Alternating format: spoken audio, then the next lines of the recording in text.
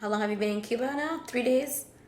The flags decorating Jessi Calzado-Esponda's office outside Washington reflect her love of two countries, the United States and Cuba.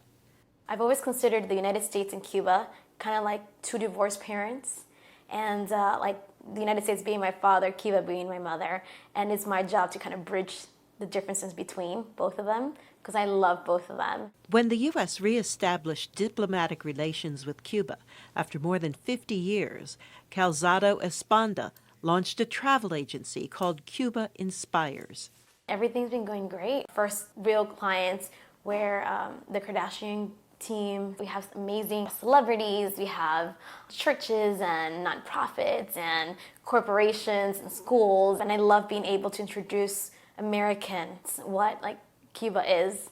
Calzado-Esponda was born in Havana, Cuba, into a family that loves music. Music was always part of my life, even from a very young age. I remember that, sometimes when the lights would go out in Cuba, all my family would come out with guitars and they would be singing and there would be, some dancing. Her happy childhood abruptly ended at age 7 when she was accidentally placed in a makeshift raft headed for America.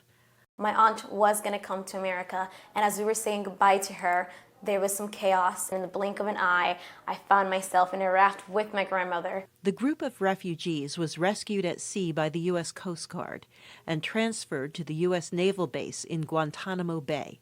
They spent 6 months there before being relocated to Tampa, Florida. After my aunt committed suicide, my grandmother and I ended up living in a homeless shelter for a period of time. It was there that a teacher noticed her talent in music and helped her earn a high school scholarship.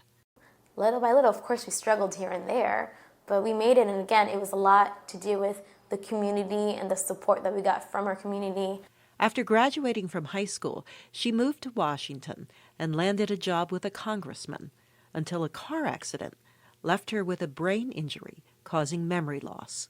And I put my faith in God. It took me a very long time to get to the point where I'm at right now. Almost 20 years after her accidental departure, Calzado-Esponda went back to Cuba. And unfortunately, one day before I was able to come into Cuba, my mom passed away. So the very first time I ever met my whole family was at my mom's funeral.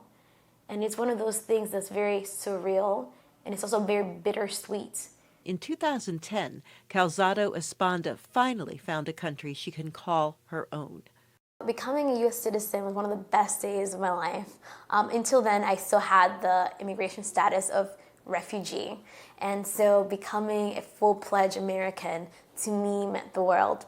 Now Calzado-Esponda's plate is full, planning to host events including a first US-Cuba youth choir competition and a marathon.